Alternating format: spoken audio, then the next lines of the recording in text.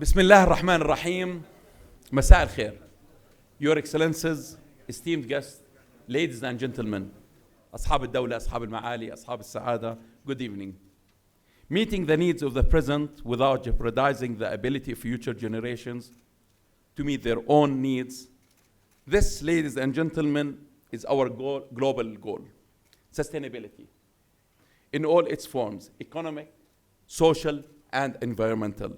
And that is the essence of our discussion this evening. Today, I'm honored to open and facilitate our lecture entitled Turning Crisis to Opportunity, Reforming Global Finance for Development and Ecological Security.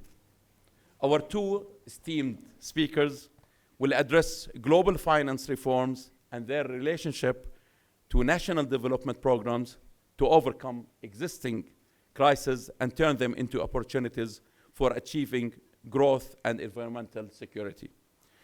During our fast-paced and quickly emerging world today, government policy planners across the globe are facing numerous challenges. In the past few years alone, the world was confronted with unfavorable global conditions, starting with the COVID-19 pandemic and its current consequences, to conflicts and wars that cast doubt on the stability and effectiveness of planning. The global scene today can be characterized as uncertain and pessimistic as a result of these worldwide challenges, posing a threat to our achievement of the Sustainable Development Goals by 2030, specifically those related to ending extreme poverty and hunger, promoting gender equality, education, and health. While some of these issues are considered national goals for countries, many cannot be addressed except collectively. Combating climate change is one such goal, which experts acknowledge as one of the key concerns negatively affecting local and global development agendas around the world. The bad news is that without our immediate action, current issues will only get worse. Due to the demographics of our youth-dominant populations worldwide, population growth is booming, with an expectation to reach 9 billion people by 2037. This in turn will lead to a devastating strain on our global natural resources, especially water, which we expect for its demand to exceed 40% of its supply by the end of the decade. Here in Jordan, our challenge stems from many unique factors, one of which is our lack of adequate water resources. Further, Jordan's central geographic location among countries witnessing political instability also exposes it to security, economic, and social challenges. Additionally, the significant increase in population due to refugee influxes resulted in substantial challenges pertaining to job creation, rising unemployment, and increased debt. To address our shared challenges, it's necessary to focus on creating more stable financial systems that can withstand economic shocks and support effective and efficient sustainable initiatives. This can be achieved through a combination of policies aimed at reducing debt burdens, promoting fair economic growth, and investing in alternative renewable energy resources. Looking at other journeys and deriving lessons learned is one way to think creatively about sustainable solutions, and that is our goal today. Ladies and gentlemen, from the Lion City, Temasek, Singapore, to the city of Philadelphia, Amman, I'm greatly honored and delighted to welcome our dear guest, His Excellency Mr. Tharman. The Senior Minister of Singapore and Coordinating Minister for Social Policies, who will focus on climate finance and opportunities for innovation in climate, water, and biodiversity. His Excellency is currently the Chairman of the Monetary Authority Regulatory of Singapore, which is the Singapore's central bank and financial regulator. I'm sorry, we are missing the governor today because he's traveling abroad. His Excellency also co-chairs the Global Commission on the Economics of Water, whose call to collective action was featured at the UN 2023 Water Conference in March of this year. His Excellency is a highly respected and accomplished figure in Singaporean politics and economics, even if I had the time, Your Excellency, I will still not serve you justice, to be honest with you. For the numerous achievements and positions he held throughout his political career. His contributions to Singapore's success have been significant, and he continues to play a key role in shaping the country's policies and future. Ladies and gentlemen, not only is Singapore a great success story that we can learn from in the field of sustainability, but also it shares a deep-rooted and special relationship with Jordan. In fact, Jordan was one of the 4 countries that co-sponsored Singapore's application to join the UN, following its independence in 1965. In 2004, Jordan also became the first Middle Eastern country to sign a free trade agreement with Singapore, with the volume of trade exchange between both countries reaching $134 million in 2020. We are also blessed to have His Excellency Mr. Zaman, Ambassador of Singapore in Amman, whose continuous efforts to strengthen and consolidate these historical ties between both countries are well noted and deeply appreciated, Your Excellency. Joining His Excellency on the panel today, our dear friend, His Excellency Dr. Mohammad Al-Issis, our esteemed Minister of Finance, who will shed light on the pressing matters that are related to Jordan, followed by a discussion engaging our audience. It's so unusual to have a popular Minister of Finance. His Excellency is a prominent economist and a brilliant scholar who has made significant contributions to economic research and policy in the Arab world. He earned his PhD in public policy from Harvard University, as His Excellency Samir Rafai. Additionally, he has earned master's degree in public administration, international development, and Middle Eastern studies from Harvard University.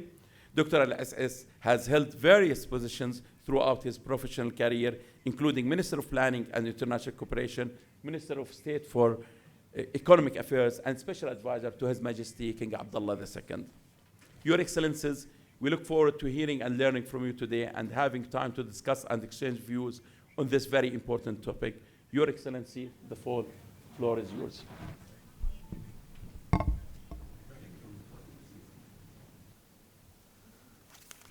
Distinguished guests, thank you for giving me this privilege of speaking to you this evening.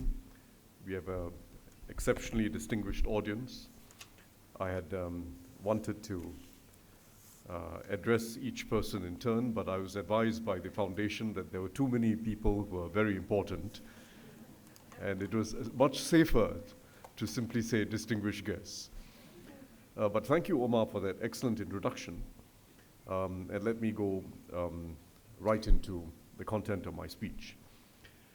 The fundamental task that we have, wherever we are in the world, the fundamental task we have is to build resilience and optimism in an era of disorder and profound human insecurity. We are in a new era. It is an era of disorder and human insecurity. And our task, nationally and globally, must be to build resilience and optimism in this era. It requires a reorientation of both national policies as well as the way we go about collaborating globally. It requires both national and global action so that we can prosper, we can develop more inclusive societies, and address the challenges of the global commons at the same time. In the last 20 years, since the turn of the decade, we've had 3 pandemics, 1 global financial crisis, a few other major financial shocks, and extreme environmental shocks, both more intense and more frequent than has been the case in human history. We've had the worst heat wave in human history. In fact, it occurred in China. We've had extreme droughts and floods, sometimes in the same locations. We've had wildfires we've had all manner of extreme environmental shocks, now more intense, now more frequent. And even if we are not scientists, even if we are not scholars of the field, it is now quite obvious from the increased frequency and intensity of these environmental shocks that we're not just dealing with bad events and bad luck. We're not just dealing with random events. There is a pattern. The Earth system has shifted from a broadly stable state to an unstable state. And that, together with the fact that geopolitically and geoeconomically, we are seeing the gradual unraveling of a system of rules that preserved an open global order. That combination of fundamental shifts, ecological and geopolitical, now defines an era of disorder and insecurity. And we have to remember, each time we get a shock, a new event, a new extremity, we must understand that they're not random, they're not even independent of each other, they are part of that pattern. And it is the slow-moving shifts that underpin the shocks. It is the undercurrent that we have to pay attention to. And our fundamental challenge has to be to tackle the undercurrents rather than wait for the shocks to appear. And this requires three major reorientations, both nationally and globally. First, we have to place far more importance on preempting and preventing shocks from occurring, preempting and preventing disruptions, rather than responding to them after they occur. And it requires us to take a long view, both in economic policy, in politics, and in the way we prepare our populations. The fact is, everything has become more short-term, globally. Politics has become more short-term, economic policy has become more myopic, and we just move from one crisis to another. If we continue doing that, first, it's unsustainable because it's extremely costly. Each time you get a pandemic or a global financial crisis, it's extremely costly financially, and it's also extremely costly to human life when it comes to a pandemic or many extreme weather events. So we've got to shift our orientation towards prevention and preparedness rather than responding to crises as and when they occur. Knowing that there is an undercurrent, knowing that there is a pattern, and that pattern has to be addressed. We are still way behind in the race against global warming. We are flying blind into the next pandemic, and the next pandemic will come. We just don't know when it will come. It could be next year. The next pandemic may very well be far more lethal and damaging than COVID was. The scientists, in fact, warn us that that's the likelihood. We're way behind. So we have to fundamentally reorient our systems, nationally and globally, towards preempting rather than responding. That's the first shift. Secondly, and by the way, we no longer have the luxury, because of today's difficulties, we no longer have the luxury of saying, well, look, things are difficult today, we will do it later, we will catch up later. Because the science does not allow us to catch up later. The science tells us that what we are seeing now is a set of changes that are also crossing tipping points. Once you cross these ecological tipping points, with the melting of the glaciers, the warming of the northern forests, and many other tipping points, you get irreversible change. And one tipping point leads to another tipping point. It's a cascading set of effects. So we do not have this luxury of saying, well, things are difficult today, don't worry, we'll do it later. Because by then, the problem will be much larger. and we risk catastrophe. So we need this sense of urgency as well. Urgency in wanting to prevent and prepare for future shocks rather than just wait for them to happen and then we scramble and try to respond to them. Second reorientation is we must avoid macroeconomic policies, both monetary policies and fiscal policies, that lead to a buildup of risk in normal times. We have seen an extraordinary period of monetary policy ease. In other words, close to zero interest rates, in fact negative in real terms, for a very prolonged period, led by the advanced countries' central banks. It is probably the largest macroeconomic mistake in decades, and we are now paying the price for it as we exit from that excessively easy monetary policy. And the price is not just inflation, which is evident everywhere in the world.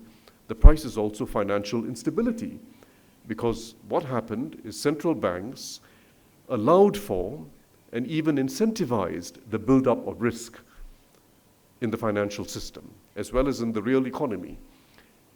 And eventually you pay a price for that. So during normal times, post the global financial crisis, in between crises, in normal times we must build up buffers, not allow for a buildup of risks in the system. Because if you allow for a buildup of risks, you're making yourself more vulnerable when the next crisis comes and the next shock comes. It may be geopolitical, it may be climatic, it may be a pandemic, it may be another financial crisis. We are in a world of recurrent shocks and crises. And our aim in macroeconomic policy, both monetary and fiscal meaning budgetary policy, has to be to build up buffers in normal times so we can respond effectively when the next crisis comes. That's the second reorientation. A third reorientation is we have to place a lot more importance on collective action, not just each nation acting on its own, not just each group within a nation acting on its own, because the problems are essentially of a collective nature. The largest challenges we face are global in nature. Obviously, climate change is global in nature. What is now being recognized is water is a global crisis. It's not just a local crisis. It's not just a Jordanian crisis. The global water cycle is now unsustainable. And it is unsustainable in a way that it will lead to more problems in individual localities and hurting individual communities. We often think it's because of a problem in that community, but really what's happened is we have breached the planetary boundaries for water, and the consequences will be seen everywhere. And I'm just giving the example of climate and water. We know the very obvious example of pandemics also. These are essentially global problems requiring a global solution, and a global solution that means that we all act together nationally, we invest in prevention and preparedness, but also we need global support for countries, particularly low-income countries and lower middle-income countries, so that they can invest in global public goods. So global public goods have to be the mantra of global cooperation. Global public goods are inherently goods that we all benefit from when we invest in them. Rich and poor countries benefit from investment in global public goods. Of course, the better off countries have to contribute more, have to invest more.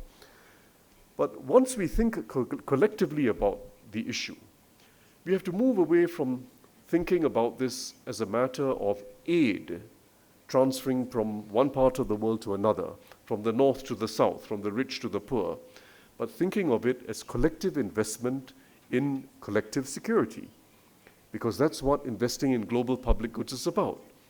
So that's the second fundamental shift that's required, to think collectively at a global level and act collectively to address a problem that is of a global nature.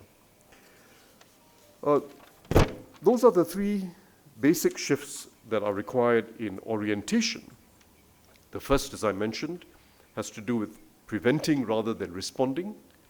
The second has to do with macroeconomic policies building up buffers in normal times rather than building up risks in normal times. And the third has to do with thinking and acting collectively, because the problem is of a collective nature. Now, what are the basic shifts in policy that we now require? First, I just spoke about thinking about investment rather than aid. Now, when we think about investment to tackle these problems, we must first recognize that the scale required is much larger than anything we've attempted before. There have been several studies of how much you need to invest in climate mitigation and adaptation, how much you need to invest to address the global water crisis, how much you need for the continuing challenge of national development in the developing world. And the estimates range, but it's a much larger scale of investment than anything we've done before in the developing world. Minimally speaking, it requires $1 trillion of investment each year on a continual basis in the developing world, excluding China. Globally, it'll require about $7 trillion a year for climate mitigation, the energy transition, and everything to do with sustainability. It sounds like a large number. It is, in fact, a very small number if you compare it to the size of global capital markets. Global capital markets today are about $260 trillion. In fact, global wealth is even larger. It's about $450 trillion. But just think about global capital markets, financial markets, about $260 trillion. And each year, that figure grows by far more than the investment I'm talking about, whether it's $1 trillion for the developing world, excluding China, or $7 trillion for the whole global economy to be put on a more sustainable path. So the numbers are not big, in fact. The money is there. It's a question of how we organize ourselves to channel the resources towards sustainability and towards a sustainable world for human security as well. That's our real challenge, and it can be done. Think of it also not as a challenge, but an opportunity.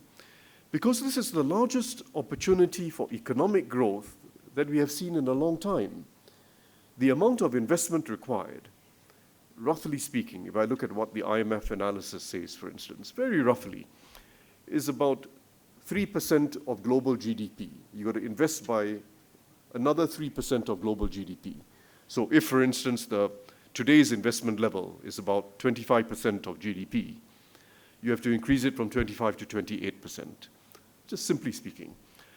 And without too precise or too sophisticated a level of analysis, that 3% extra investment is going to yield significantly more growth, at least 0.7% each year, but in the developing world, much more.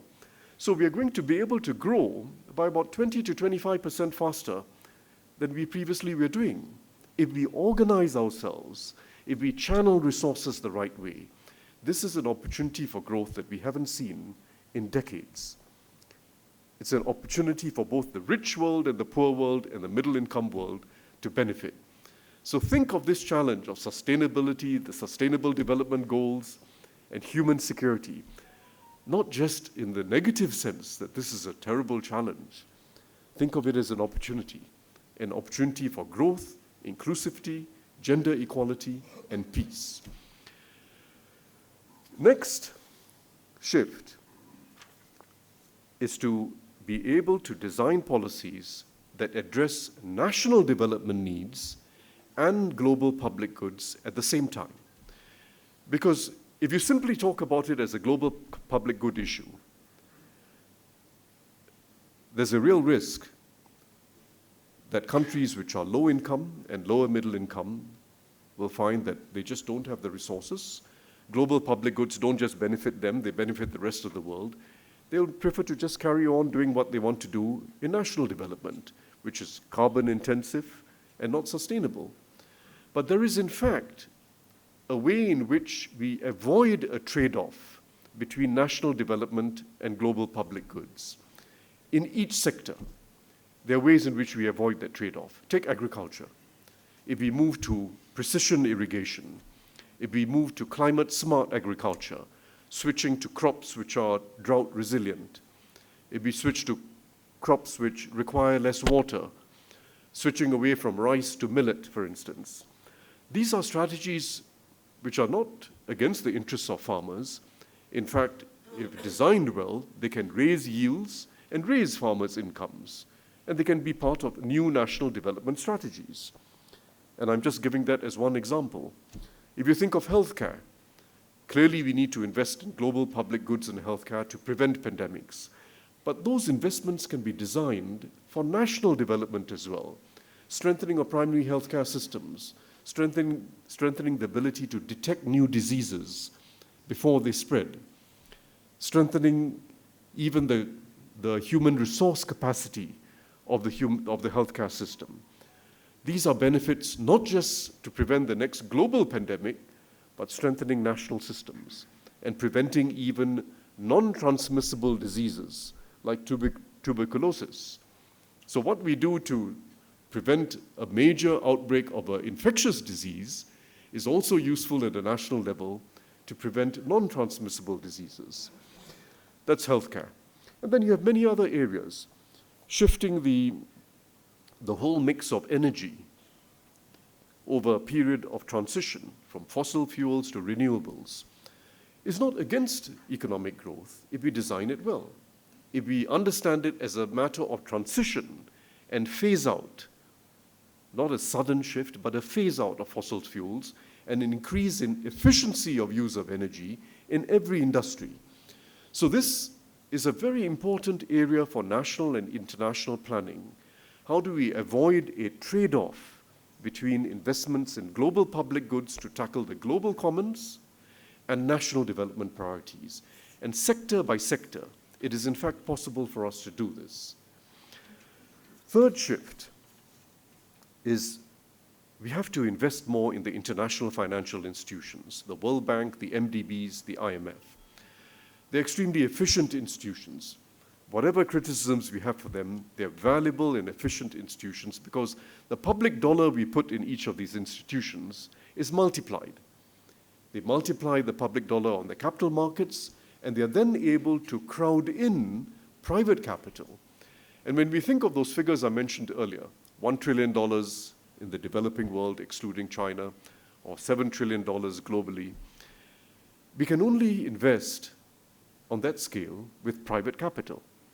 And the role of public capital, the public dollar, has to be to incentivize private capital investment. Incentivize private capital investment to serve the public good. To serve the public good. And it is possible. The orientation, nationally and through our international financial institutions, has to be to de-risk the environment so that private investment does not need such a high return for investing in the developing world. A lot of the high returns today are because of perceived higher risk. We've got to bring down the risk in order to bring down the returns and bring down the cost of capital. And bringing down the cost of capital is critical if we are to address both national development needs and investment in global public goods. And there are ways of doing it, which I needn't elaborate. But we are not exploiting the clear opportunities we have in finance to diversify risk, to allow for institutional investors to invest in asset classes with diversified risks. We have barely begun to do this in the developing world. We also need to run the system as a system. We have separate multilateral development banks, the World Bank, the IADB, the Islamic Development Bank, all the different development banks. There are many of them. Despite saying so, in fact, they're operating quite independently and sometimes even competing with each other.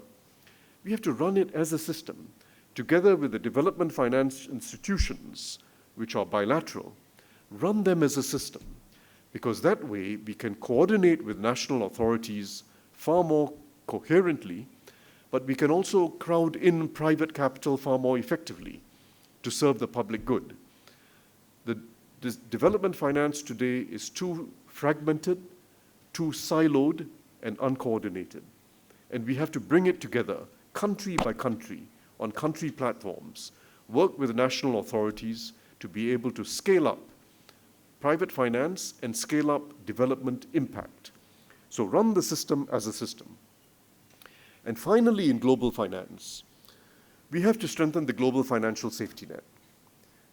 And the IMF has to be the global anchor within that financial safety net.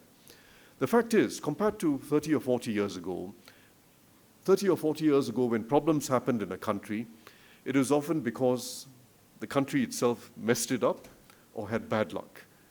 They had bad luck with a hurricane or something of that nature, or an earthquake, or they just messed up their own policies. Today, crises that happen within individual countries are not just because of developments within that country, but they're very often due to global developments.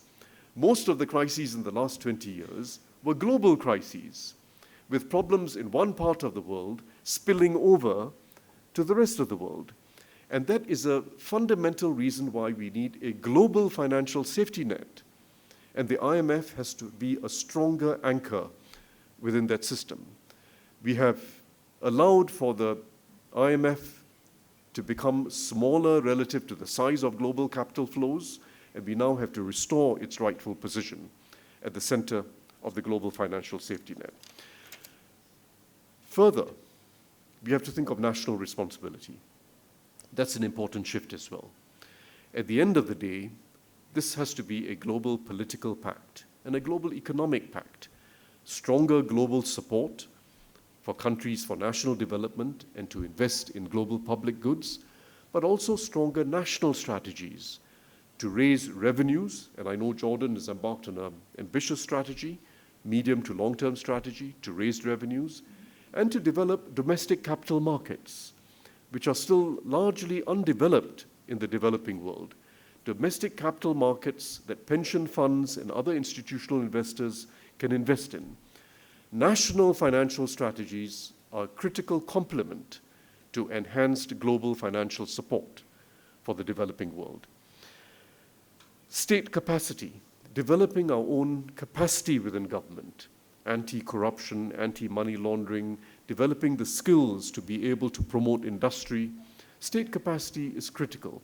And there too we require global coordination to support the developing world.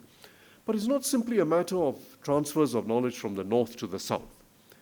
The knowledge is now flowing in every direction, south to the south, sometimes south to the north, sometimes north to the south.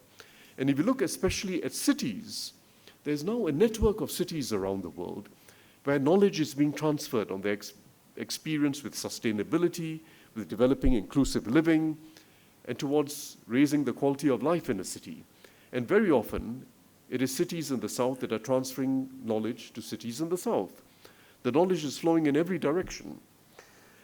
Final point, and the final shift required, is in dealing with a multipolar world. The fact is, we are in a multipolar world. It does not need to be a polarized world. Multipolarity does not need to mean a polarized world. The US and China in particular have to avoid zero-sum thinking in competing with each other and in collaborating with each other.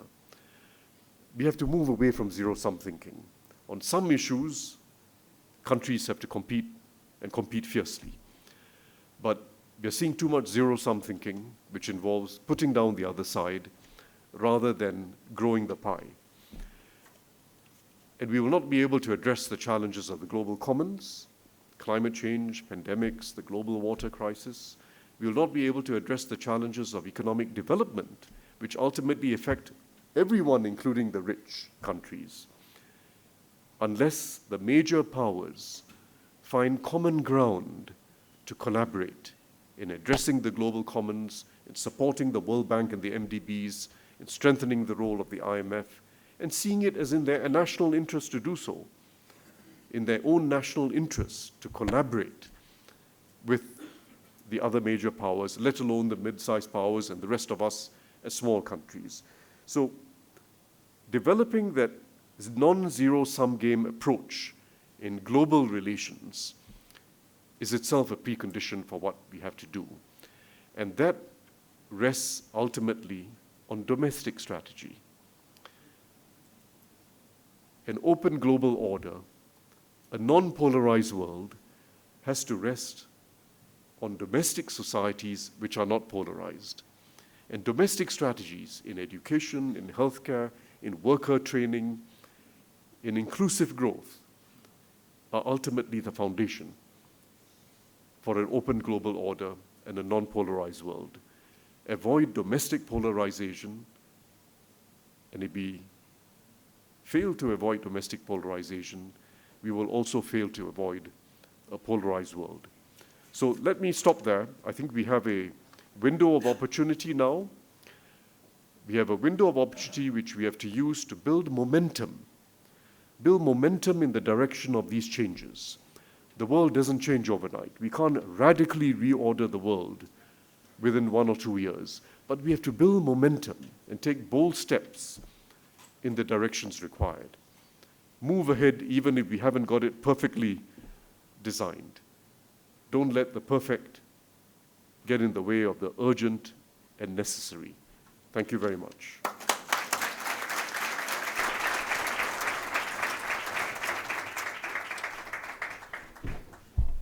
This needs a well-deserved another round of applause, to be honest with you. Your Excellency, Dr. Mohammad Al-Issis, the floor is yours. شو بتفضل؟ من هنا بدك عربي ولا انجليزي؟ اللي بدك اياه كمان. To start with, I owe this institution we're in a big debt of gratitude. I spent a lot of time in my youth wasting away among books here. Well, it used to be Bishmesani, but really what you're doing is tremendous. Valentina, please keep doing it. Oh, please, Bagas, please reach out more for the government. We have a number of their excellencies here who really are strong believers in what I say, so let's keep moving in that direction. The second thing is it's very humbling. عندنا قامات حقيقية موجودة أمامي الواحد يخجل إنه يتحدث في وجودها، ولكن هذا ما طلب مني، فاعذروني على إني أتحدث أمامكم. حقيقة الواحد بيتعلم منكم ولا يدعي غير ذلك. I think it's best, given the audience we have, to keep my comments brief, on point, so that we do more of an engagement. So I will do that, and I will try to practice what I'm preaching. Let's look at few facts that are specific to Jordan and then extrapolate to what does that mean. Yesterday, Fitch confirmed Jordan's rating. The week before, Fitch downgraded France, Egypt, Pakistan, Israel, and a number of others. In fact, over the past few weeks, 33 different countries were downgraded. 33. We issued a Eurobond a few weeks ago. It was 6 times oversubscribed, and we were able to issue it at a yield that is less than what we issued the year before, despite 7 Fed rate increases since. The IMF is in town. We're having discussions for a 6th review, which inshallah we are hoping will be eventless and will conclude this week. And if you look overall, frankly, and don't take my word, I'm a man of numbers, look at the spreads. The spreads is a technical measure for what markets perceive as the risk of a certain country. It's how much you have to pay above and beyond an investor who wants to carry a US Treasury in order to hold your bond. Jordan is the lowest risk country in the MENA among oil importers. That's a fact. You can be happy about what's happening, you can be unhappy about what's happening, you can be satisfied, you can be... Facts are facts. Fact is, Jordan has the lowest spread in the region among oil importers, period. Challenge me on that. So then the question becomes, how did we get there?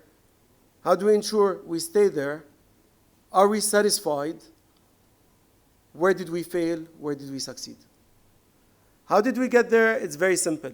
In 2019, Jordan decided to move ahead with a reform plan before the shocks that Tharman talked about, before the shocks. And that's paramount.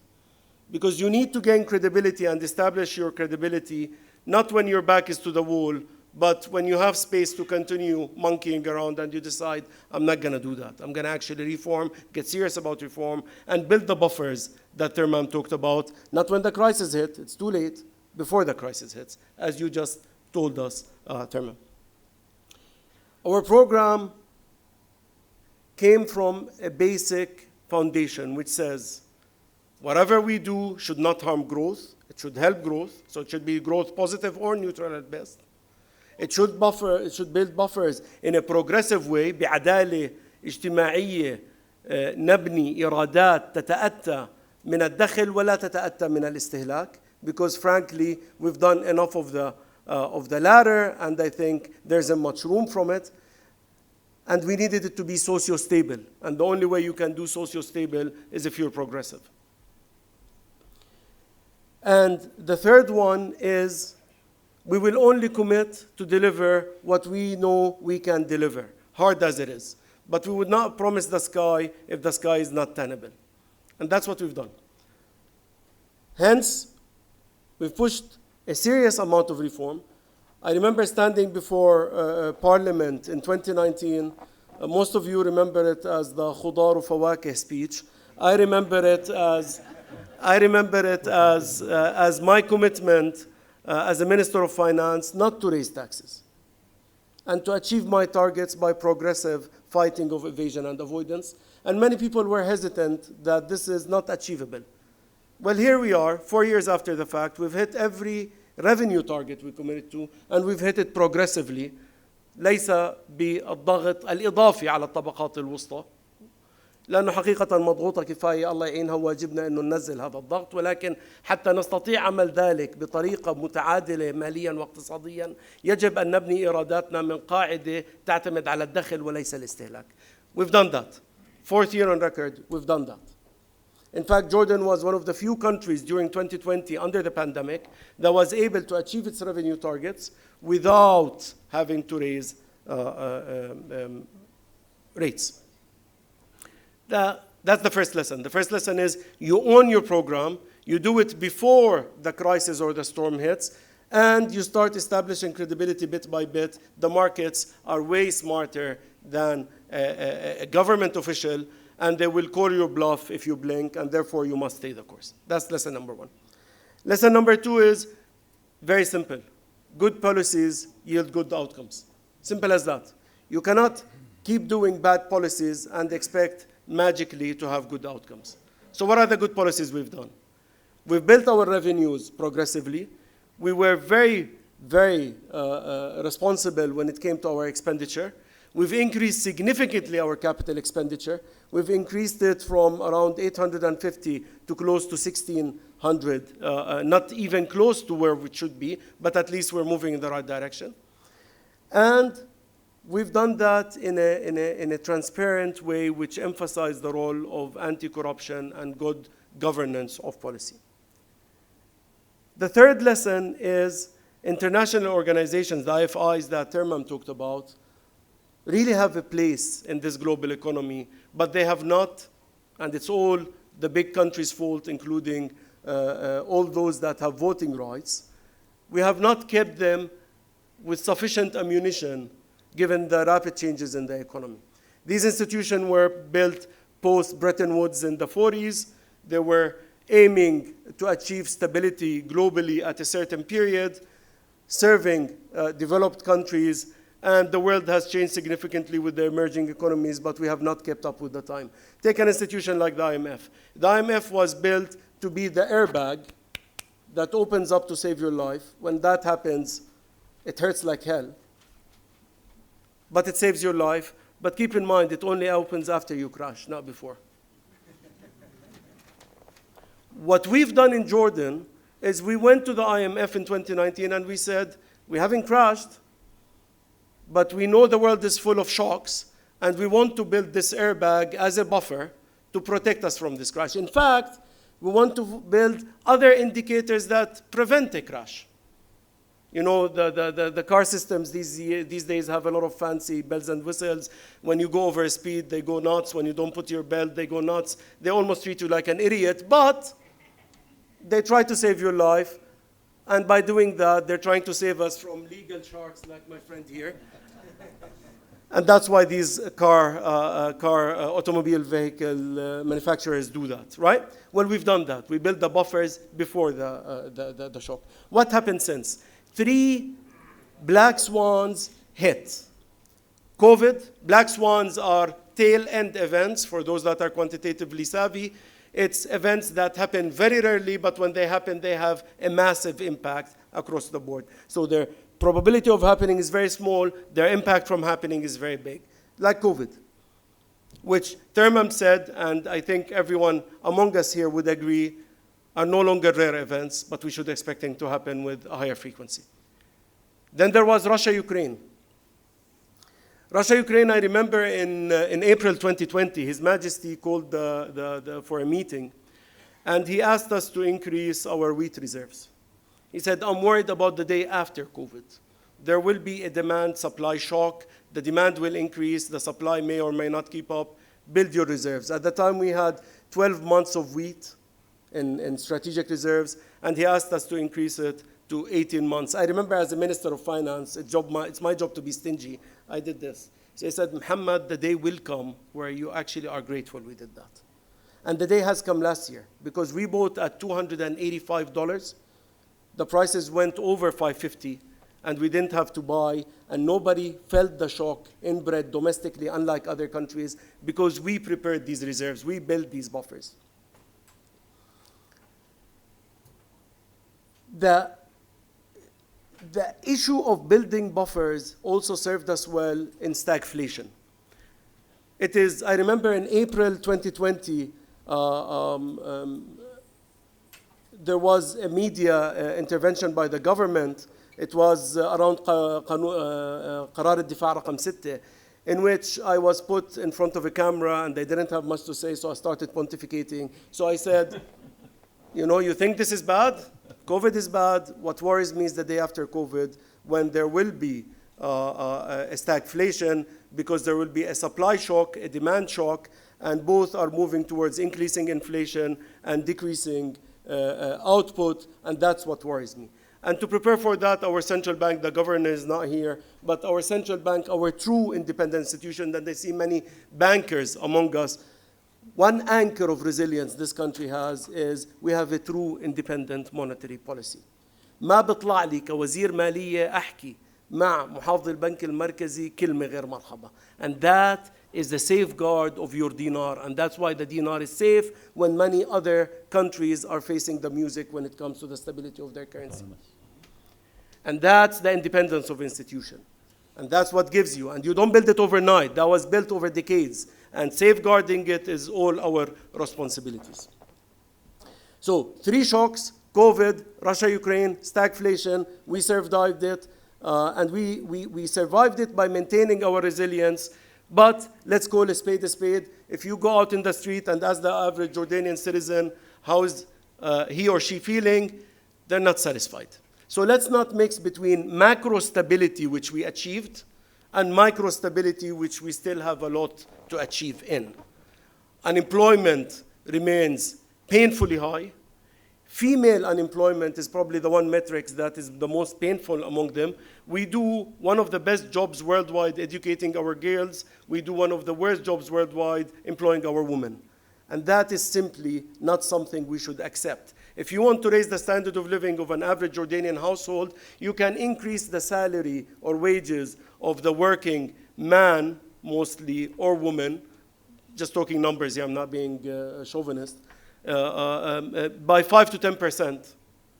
And that will make a nice impact. But you want to make a real impact, double the household income by making sure the woman is working. That's how people will immediately feel a difference. How do you do that? Public transportation is key. We cannot treat Jordanian families like every family should afford a car, should afford fuel, which I'm heavily taxing, etc., etc. We should provide more nurseries. We should provide all the reasons for our brilliant half of the population to actually be able to find employment in order to improve the households. Second, poverty is real. The pain is real. Inflation is real globally, and Jordan is part of the system and therefore is feeling it. And one thing we've done over the past 3 years in this government is we've invested heavily in enhancing the targeting of our national aid fund and increasing their resources by tripling it. There's an IMF graph. I don't know, Valentina, if I can share with you at some point to post this lecture as a resource that lists every single country in the world. On the vertical, they put how efficient their targeting mechanism for social assistance programs are. On the horizontal, it lists the share of your budget you spend on it. The sweet spot is you want to be in the most efficient quadrant with the least resources spent. The country that is most among all the other countries is Jordan. We do things right, but doing different things right that the average citizen feels takes time, because also the situation is very challenging. So I'm telling you here, macro stability is the base of ensuring households have a better standard of living, of ensuring that our future generation has upward mobility through institutions like Shoman and our educational system. And we have a paramount educator in our midst who's sitting on the cabinet, Maali Haifa and others. And we really should continue doing what this country does best, which is investing in its human capital. But none of that will yield result if we, la samahallah, lose our macro stability. I remember talking to many of our friends in the private sector 3 years ago, which used to tell me, look at country X nearby, look at how cheap doing business in there is, look at the investment they're doing, look at the printing of money they're doing, and they said, beware. The music will stop, and they will look for a chair to sit in, and they will not find a chair. Many of our friends didn't, and they went and did investments there. And please ask them, can they get $1 out of that country? Or the other country? Or the other country?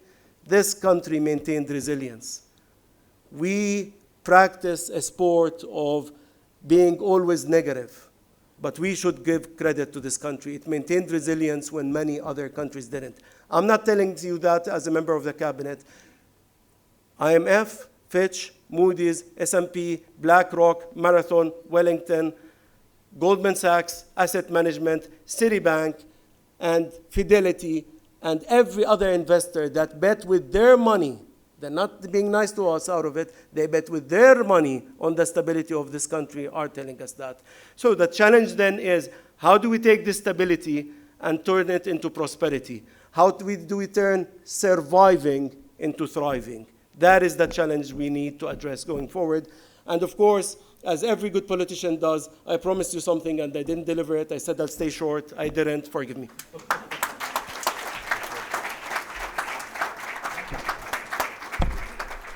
Shukran, Ma'ali Abu Zaid. And at the end of the day, we have a very, our Minister of Finance is not that savvy. He's so human, as you see. Thank you so much, gentlemen, for your enlightening remarks. Very informative lecture, Senior Minister. Thank you, Your Excellency, Dr. Mohammad. And I would like to facilitate this dialogue, to invite a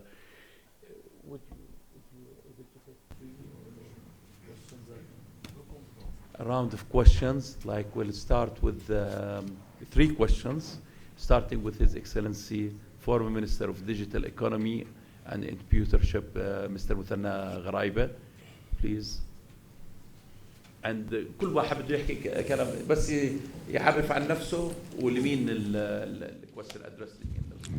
Thank you so much, Your Excellencies, for the very inspiring speech. I'll talk to you later. I love you. Excellency Tharman, you said very inspiring things. I want to catch on 2 things: optimism and resilience, and preventing versus reacting. And we have a huge big thing that's happening to humanity right now, which is the complete change of the workforce. I mean, there are things that are happening that will make us all irrelevant in 5, 3, 10 years. We don't know. AI is going to take over. And I would like to think collectively, and I would really want to understand how you in Singapore are thinking about this. And because he said something about education. Would it be making education a bigger priority than infrastructure of the past and investing in the infrastructure of your future? Because, I mean, the next Cold War, the next World War is going to be about computing power. It's not going to be a plane to a plane or a ship to a ship. We're going to lose all those wars. So what are you thinking about this? And do you have plans for this, or is it too early to ask that question? Thank you. شكرا معالي أبو كرم. Gender equality. نبدأ مع راغدة. تفضلي. أستاذة راغدة كردي ونروح. My question is again on AI. With AI and what's developing in the world, who is going to put the ethics into AI? Do we have enough ethicists in the world who can handle it? And if they do, to whose favor, if they can cancel out nations and peoples and problems? Thank you.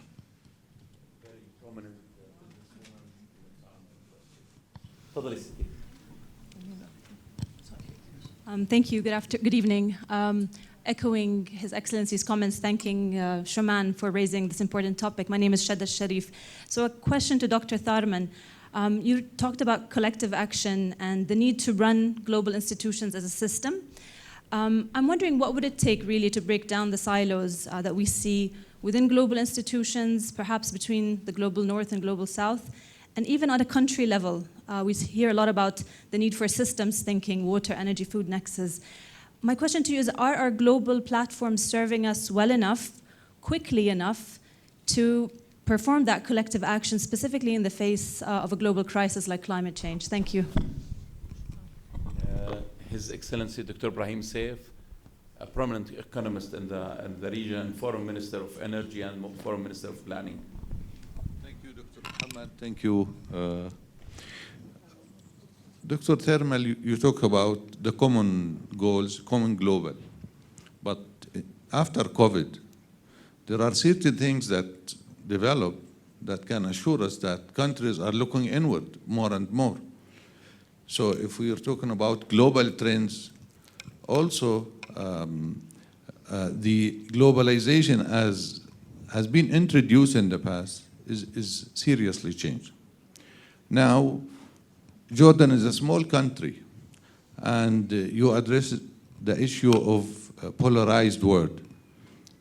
But how a small country like Jordan can, and probably Dr. Mohammad can also comment on this, how can a small country play a role in this mega, whatever you call it, how we can position ourselves vis-a-vis what is happening without being somehow polarized and this is a real struggle that is taking place. And the third question related to also the technology change that is happening also have something to do seriously with the labor market, which is one of the most important challenges that Jordan is facing. So where we can stand on this. Thank you. شكرا معاليك. Last question in the first round, Mr. Zaidun Abu Hassan.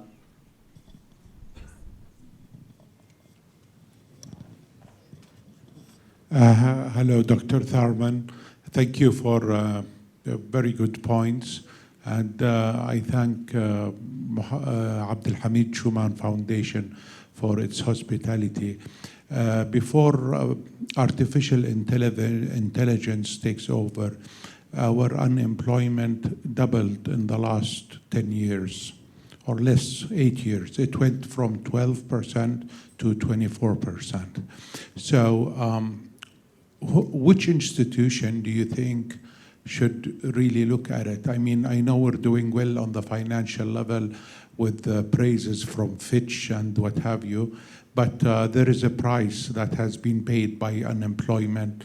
And whom do you think, who in Singapore is the institution in charge of unemployment? Thank you. شكرا Zaidun, and our former ambassador to the US, His Excellency Karim Qawar, and a prominent businessman.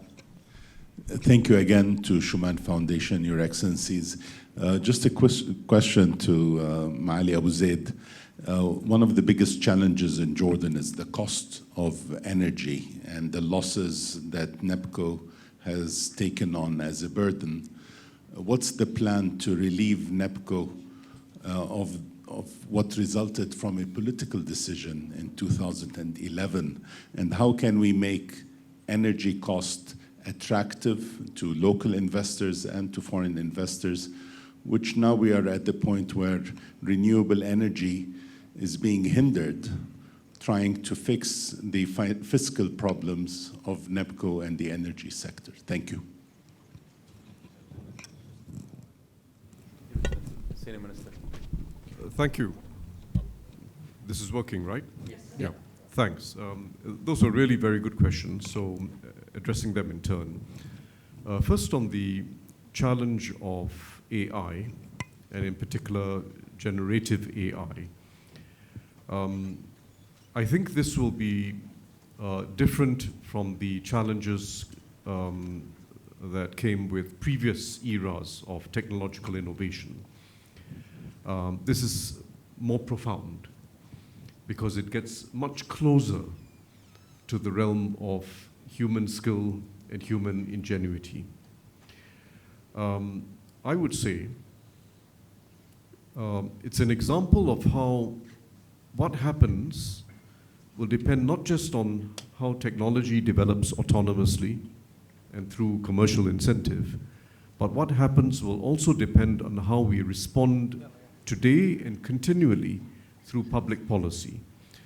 We do have to evolve not only our education systems, but we have to develop a whole system of lifelong learning in the adult workforce. In fact, in Singapore, we take this very seriously.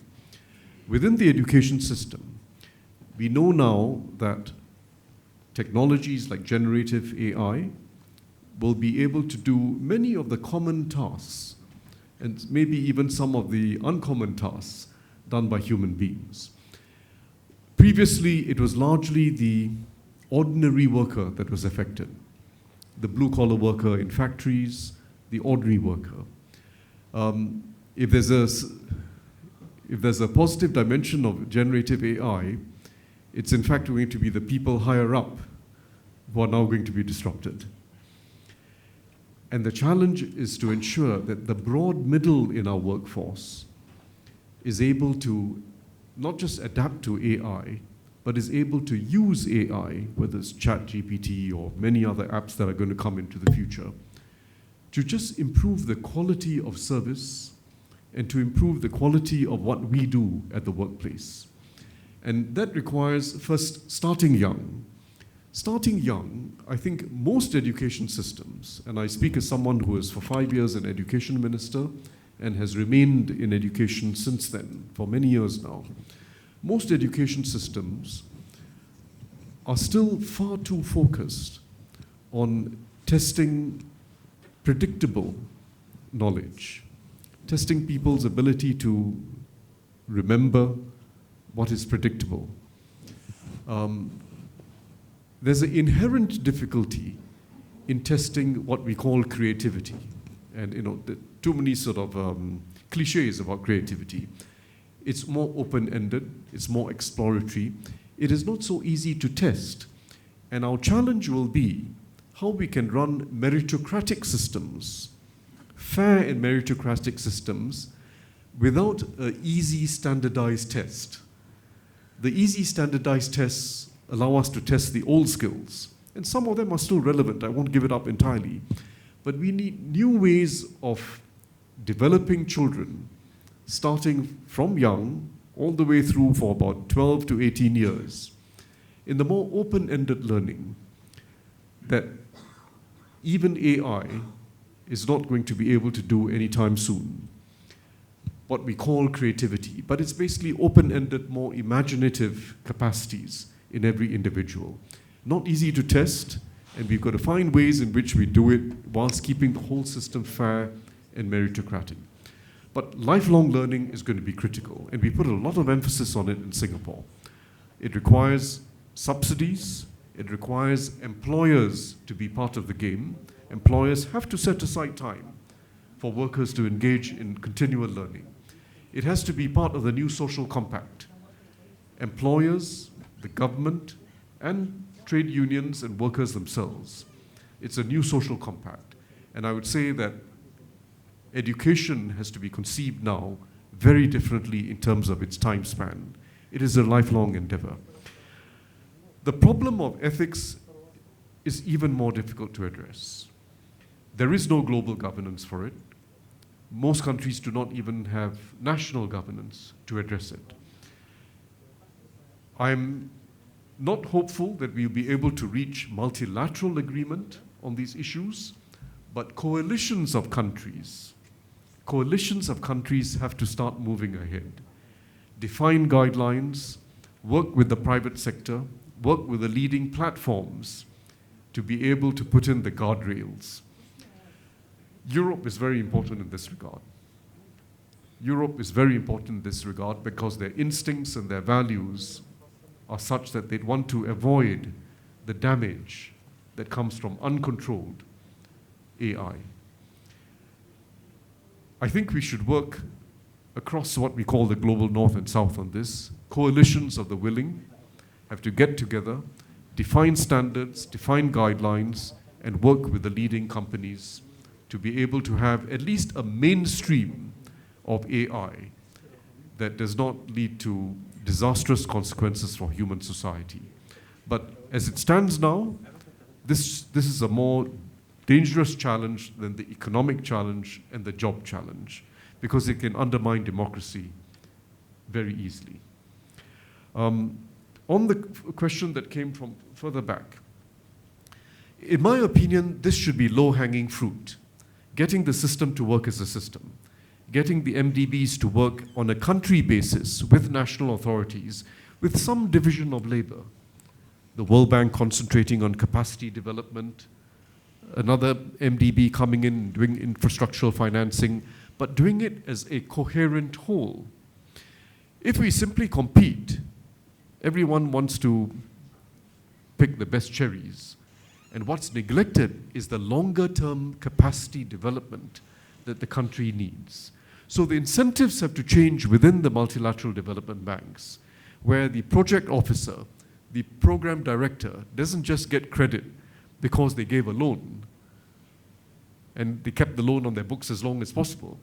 They must get credit because they helped a country build up capacity, build up the ability of the country itself, build up regulatory thinking, improve the investment environment. Even if you did not give a loan yourself, you've improved the investment environment. In my opinion, this is possible. And there's more thinking taking place now along these lines in the G20 as well as at the IMF and the World Bank itself. We have to use the next 2 years especially. Whilst you still have a US administration that is supportive of these reforms, we should make as much as we can of the current situation. Push for reform at the World Bank and the MDBs. In the energy transition space, what we call just energy transition partnerships are an example of working in concert, working coherently. The MDBs, the development finance institutions, and the private sector working together. It's a good example. I would advocate the same for water. We need just water partnerships where you have all players working together with national authorities on coherent plans. But in my view, this should be low-hanging fruit. On what happened in COVID, countries looking inward, I would say reflectively, I take it as a fact of life that when crisis really hit, countries turn nationalist. Democratic countries turn nationalist, and the not-so-democratic countries also turn nationalist.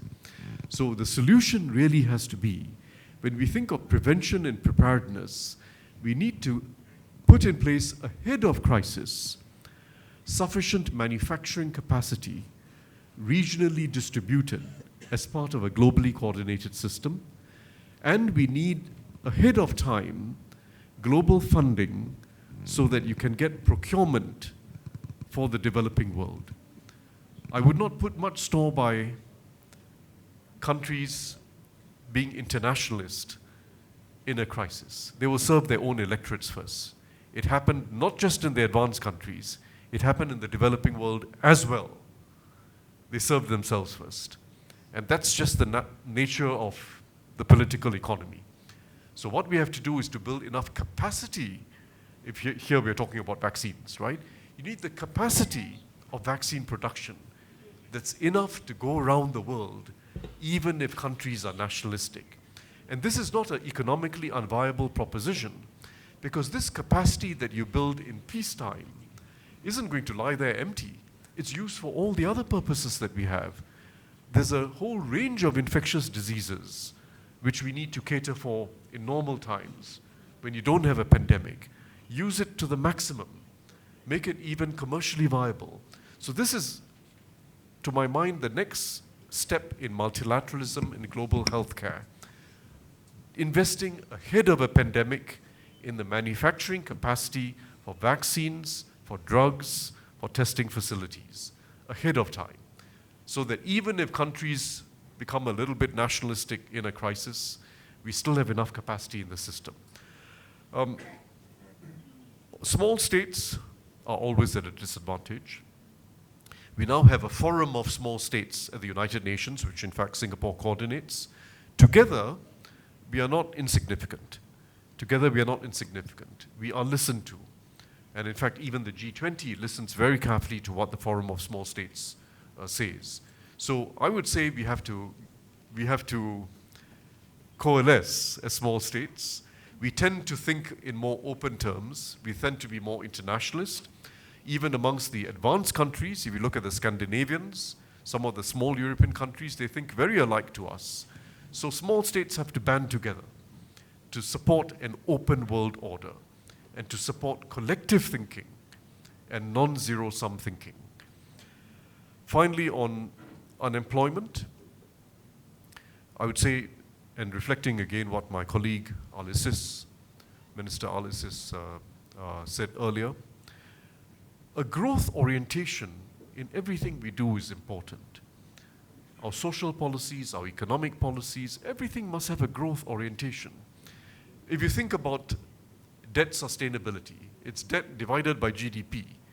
The actions can't just be on debt. They have to be on the denominator, on GDP.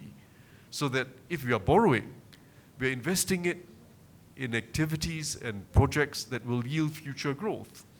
Ultimately, unemployment is going to require growth. Ultimately, it's going to require growth. And everything we discussed earlier about this new opportunity we have to not just tackle the problems of the global public good, but to tackle national development problems at the same time is about growth. I believe we now have an opportunity for higher growth than we've seen in recent decades. We just have to organize ourselves and organize global finance to be able to support this investment. Of course, we know about all the domestic policies required, particularly in education, in training, in job matching, in employers being more inclusive in their hiring practices. We know about that. But you still need a strategy for economic growth. And I believe we do have these strategies available to us, even in a more troubled world. So let me just stop there. Yeah. Thank you. Dr. Mohammad, تحب تجاوب? I think I'll just address the one question that was left to be addressed, which is our Achilles heel, NEPCO. If you look at Jordan's economy, we've achieved macro stability on the fiscal and on the monetary. We've built credible institutions. Our cost of doing business remains high. And let me just, before I dig deeper into NEPCO, Karim, let me just say, why is that a concern? We're a country of 10, 11 million. Any investor that we're trying to attract Jordan will be, if they're a serious investor, will be looking at Jordan as a base of operation to export to the rest of the world, leveraging our FTAs with the US, Europe, and Arab world. They're out in the international trade system. You're competing head to head with everybody else. So your cost of doing business has to be competitive. If they look at the formula and find you're not competitive, they're going to base their operation elsewhere. So for that sake, if anything else, getting our cost of doing business, energy, labor, financing, real estate down is a do or die for us. It's not something we should take with a grain of salt. It should be at the nexus of how we achieve growth. So having said that, let's talk about electricity. Just to give a quick background, when the Arab Spring hit Egypt first, Jordan used to depend roughly on Egyptian gas for roughly, Doltak, I'm sure that 97% roughly of that, but دولتك وماني of the الإخوان الأكبر مني قدرا موجودين في هاي الغرفة lived the horror of that moment. That meant Jordan had to rely for 3 years on generating using heavy fuel at a time when it was at its peak. But that also meant that Jordan vowed never again and went into a very fast diversification of its generation resources. It coincided with the fact that if you look in human history, and there is a very interesting assessment of that, if you look throughout human history, the price of energy per kilowatt has never dropped faster since the caveman as much as it did in the past 10 years. Let's take Jordan's renewable phase 1, for example. NEPCO committed to generate at roughly 16 cents a kilowatt, more or less. Now you can generate for 1.6 cents a kilowatt, 90% cheaper. But you've committed long term. So what do you do? And that's really the question that you've mentioned, Kareem. I think we should look at our advantageous position having abundant renewable ability to generate in Jordan as a plus. We should stop being, and as a Minister of Finance, I'm very careful what I should say here, but we should stop being obsessed with NEPCO breaking even next year and think about the long term. We have an efficient, state-of-the-art, probably one of the lowest blackouts among many countries, abundant energy resource in a country that can grow exponentially when it comes to renewable when other countries are desperate for it. So the future looks brighter. If you look at the growth of demand for electricity in Jordan, if you look at NEPCO, it was growing. NEPCO, by the way, is the national electricity whatever company, power company. شركة الكهرباء. الوطنية مش الأردنية. I lost my track of thought. What was I talking about?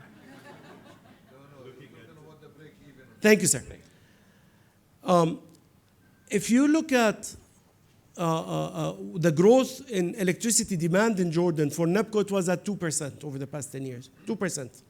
By the way, our population increased 20% overnight because of the refugees we're hosting. By the way, Tharman, whenever we talk about a global public good, this country is the poster child for a global public good giver. But where is the world when the refugees are flooding us, living with us? We opened our labor market. We were on the right side of history. We remain on the right side of our history, our brothers and sisters. But it's really humbling when you see the global response to the Ukrainian refugee crisis and you look at the Syrian crisis that Jordan, Lebanon, Turkey, and others are still witnessing. I think we need to be more even-handed the way we deal with things. And your voice here, I'm really glad you mentioned what you mentioned. Your voice is very important. I digress. Let me go back to Kareem. 2% for NEPCO. If you look at the growth in electricity demand in Jordan, not for NEPCO's electricity, it was 12%. But that was solar energy, PVs, wheeling, what have you. So the demand is there, the growth is happening, but the price of NEPCO is not attractive. So companies, individuals, households are going outside of the network to expand their electricity. We must expand our demand. The more we expand our demand, either by direct export to Lebanon, to Iraq, to Egypt, or indirect global export through becoming a host for iCloud, for cloud servers, for ammonia production, for what have you. It's essentially, these are very energy intensive, so that's an export of energy. The more we can expand our supply, leveraging our advantageous renewable position, generating at 1.6, at 1.4, at 1, and then the weighted average cost of generation goes down. And I think we should stop being fixated in the past. Whatever happened, happened. Jordan's future lies ahead. And we have 70% of our population below 30. And we should not judge them to a lifetime of unemployment because an event outside our borders 10 years ago took place. And we need to think bigger than that. Now, this is nice poetry. Let's add the numbers. شعر اللي حكيته. بس أنا زلمة أرقام. NEPCO's projected losses each year are mounting. And we must really come together as a country in thinking what is the path forward. We need to find win-wins. You've invested in a project. The project ends in a certain year. Let's find win-win that serves you in exchange for you probably rethinking the marginal price. Let's think of our other supply channels and demand channels and make sure that NEPCO is not seen as an individuality. We should look at general equilibrium. General equilibrium is I can make a buck by raising the tariff from NEPCO, but as an economy, probably I lose $10. And therefore, that is not the right approach. That's why this government, under the Prime Minister's directive, is moving towards rethinking how can we bring down the cost of generation for NEPCO? How can I expand demand? How can I think about a general equilibrium model that doesn't look at our water authority as a separate island, NEPCO as a separate island, government consumption as a separate island, private sector as a separate island, but look at what is the right price of tariff per kilowatt that will maximize the output in Jordan, not for NEPCO, for Jordan. And at the end of the day, if NEPCO loses X, but on the overall economy I make 10X, it's a no-brainer. It's a tough question. As I said, the IMF are currently in town for the 6th review. We are spending a lot of time with the IMF thinking, how can we move forward with NEPCO? And it's not an easy question. And it is really a complex question because of the long-term commitments that NEPCO did. But I think, as Valentina said, I got your point, Omar. As Valentina said, you should do a session, bring ministers of energy. We have some among us, others, experts in the private sector. This is way deeper than a minister of finance. من قال لا أعرف فقد أفتى فلا أعرف الحل ولكن أنا أعرف أن المشكلة لا يمكن بقائها كما هي because it's an anchoring the whole economy down.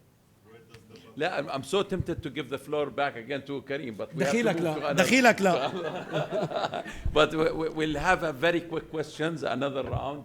The lady is there. ستي انت رفعت ايدك بس تكوني very brief لو سمحت تعرفي عن نفسك. بعدين we'll move to Zaid Bek. Thank you, Your Excellencies. My name is Philomen Nassar, and excuse my poor English comparing with other colleagues here, sitting here, with all these brains actually attending this very important and vital seminar. There were many factors that you all listed.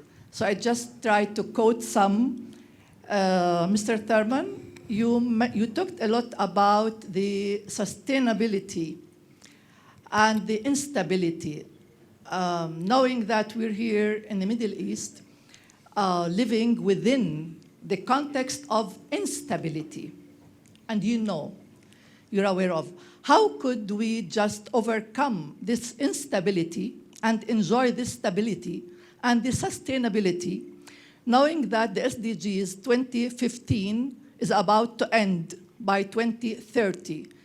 How, or do you see that we have achieved any of the goals put 12, 13 years ago? How could we build on for the remaining years to come? And having you here with all these brains, why are we still way behind? As you said, we're way behind. Why are we still way behind? Second, for Mr. Al-Issis, thank you so much for being so transparent. If I just list some of the factors, if you allow me, please, some of the factors, where do we stand? If we talk about the still remaining in the developing area, one question is, are we lacking natural? الله يخليكي. Thank you. We'll move to our member of parliament زيد زعتوب. الله يخليك. لا الله يخليك بنمون عليكي. تفضل زيد بك. Thank you. I renew my vote of confidence for Mr. Al-Issis. He gave us a dose of optimism on where Jordan is heading. We at the Parliament has established we amended our bylaws where we established a new permanent committee for climate control as part of the Jordanian government. However, if you're talking about the global national good and the global public good and the national public good, and where to draw the balance, because in Jordan we are a victim, we consider ourselves as other developing nations, a victim of climate change, and we see that there must be other priorities other than climate change that we did not, for problems that we did not cause, that we should give higher priority to. So the question is, in order to be, there's a saying that in order to be creative, you have to have freedom of politics. If you have freedom, if you need freedom of politics, you need to have economic freedom. So the start is economic freedom, I guess. So where do we start from as developing nations, as a model? Jordan is a model, and there are other models, similar models. Do we start from climate change, or do we start from strictly paying our bills? Thank you. شكرا اخوي زين. نوزع دينا سعودي. شكرا لك. تحبي رفعت ايدك ولا؟ Yeah. Please. This was very, very informative. Thank you so much. Response to you. Sorry, my name is Dina Saudi. I'm in investments and consulting. Hi, everybody. Good to see you. Thank you so much for your comments, sir. Thank you. We have a lot to learn from you. Thank you. And regarding your comment, I think this is why we do this, right? Tina, thank you for everybody. And we look forward to hearing more. I really loved your comments. So thank you for everything. I'm Thank good. you, Dina. We have a great example of the cooperation between Singapore and Jordan. Khaldun Amin Mahmoud, he's the regional representative of a Singaporean company who recruited 900 people so far in the Jordanian market. Khaldun, make it very brief, please. عشان أبوك أعطيتك السؤال بس. For the sake of your dad, بس. Your Excellency, thank you very much for this very enlightening session, and I would like to praise the relationship we have with Singapore. Like Dr. Omar said, I represent the Singaporean company, and His Excellency Zaman has been very caring for us and making sure thus, as His Excellency said, Jordan is a stable country, and we're working on efforts to attract more Singaporean companies, and I think that will be a good hanging fruit, low-hanging fruit for us to benefit from. Thank you. Marhaba. Hello. Hi, my name is Reem Khouri. Lovely to see you, and thank you so much for the conversation today. I actually have a question in a different direction. Part of the problems we're facing today is also because the system is broken, yet a lot of the solutions are within the system. And the system is broken, the economic system is, we need new accounting systems that don't look at human beings as costs and machines as assets, that takes into account nature and its impact and cost on the environment. But we're also seeing new technology pushing for new structures, like the decentralized autonomous organizations. And that's making way for new systems that will actually take place. My question is for both of you, how much are you investing in these new systems and new structures? And what do you think the future of government is? Because decentralization is not just going for organizations, but also for governments. شكرا لكم. احنا بدنا نستسمح منكم بنمون عليكم في راوندز ثانيين. Your Excellency, please.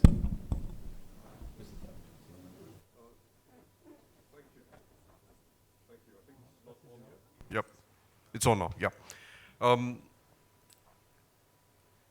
Multilateralism wasn't designed to be strong. That's our first problem. It was designed during a unipolar era when the US was dominant. And it was designed for when problems were country problems rather than global problems. The US is no longer dominant on the scale that it was. We are in a period of long transition, whilst emerging powers, China in particular, take the stage, but we're not in an equilibrium. And second, we now have global problems for which our multilateral organizations weren't designed to address. Global problems like climate change, the global water crisis, pandemics, even global problems associated with food and health security. So we have to, if you're idealistic, we'll say we start all over again and have a new Bretton Woods moment and we reconstruct the whole system. But precisely because multilateralism is in such a weak state, and you don't have a meeting of eyes, let alone a meeting of brains between the major powers, we will not be able to achieve that. So we have to now reorient existing institutions and get them to work better. And if we do that, I think we can have not just incrementalism, but radical incrementalism, where we create new directions in the use of existing institutions. Nationally speaking, each country has got challenges which are common with other countries as well as challenges of its own. My approach in governance would be identify the most important challenges and attack it. Galvanize the population, get companies together and attack the most important challenges, even if you're not addressing other challenges. I know in Jordan, the water challenge is a real crisis and it's going to get worse. And I know your unemployment issue is a major issue. So organize ourselves to address the most important challenges. Get international support for it. And importantly, as my colleague Al-Issis was mentioning, and as I also spoke about, we've got to show that we are embarking on national strategies for resilience as well. That's when the best international assistance comes in. The best international assistance comes in when we also have national strategies that will develop resilience, including revenue resilience and financial resilience. I think the trade-off between climate change being addressed and paying our bills today is a very real one. And the way to address that trade-off is first, as I mentioned, we do need more global support for the developing world. And frankly, it's not expensive. We need to make better use of the international financial institutions. The amount of capital required from the advanced world to strengthen the role of the international financial institutions is very small. It's smaller than what they did to rescue Silicon Valley Bank. It's not as if we lack finance.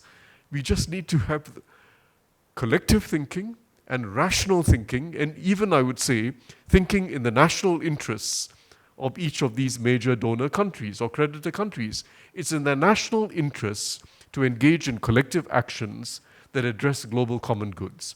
So that is very important to avoid this trade-off between climate change or other global commons and paying your bills today and addressing national development challenges.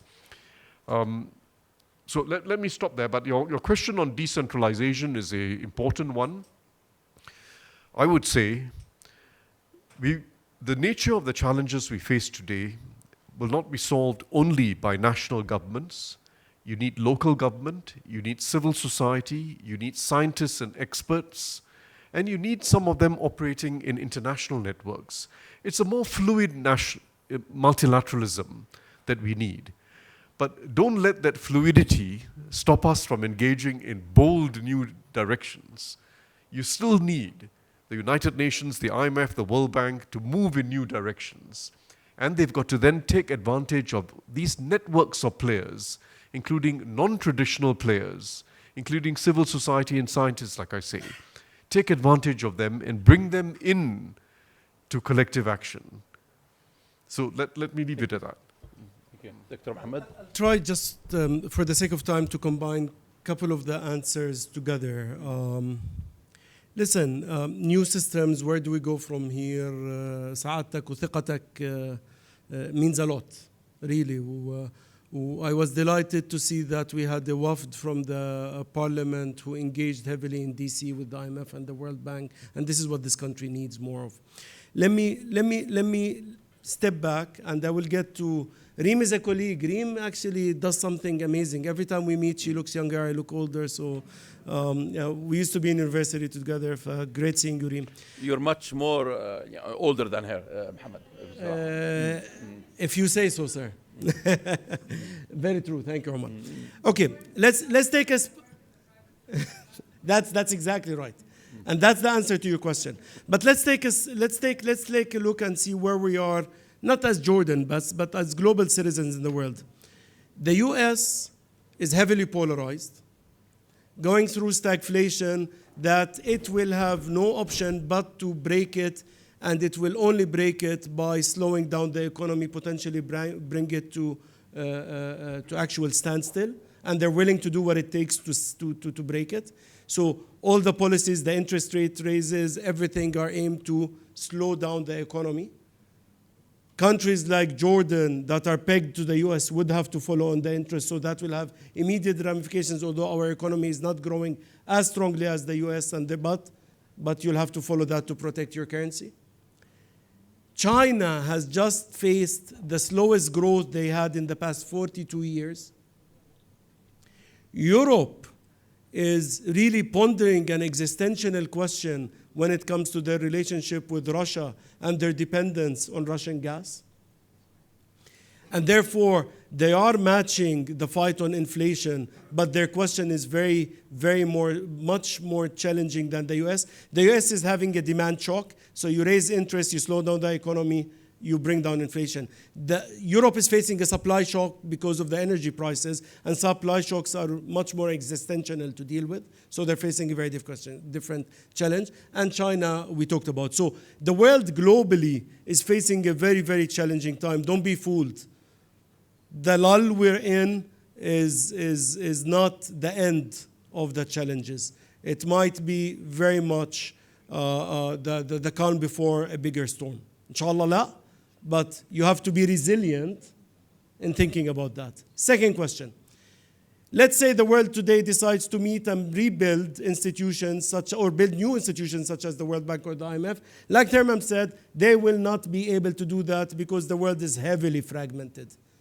Trade is being disrupted with this fragmentation globally. Diplomatic relations among the big players are actually not as they've been years ago, and therefore the world is incapable, I would argue, correct me, Tharman, to recreate the IFIs we have. Therefore, the only option you have is to make sure these IFIs, the IMF, the World Bank, the EBRD, the IFC, these global institutions actually are modified to face the real different challenges that we're facing today. Among these challenges, these IFIs do a very good job helping countries that are big and developed, and helping countries that are very poor. They have no clue what to do with countries like Jordan, which is a middle-income country that does not qualify for many of the support programs they have for poorer countries, nor is it big enough so that it manages its own affairs. What do you do with this question, Tharman? What do you do in a fragmented world where open markets and free trade is being challenged? What do you do in a world where the movement not only of goods but of human capital is being disrupted?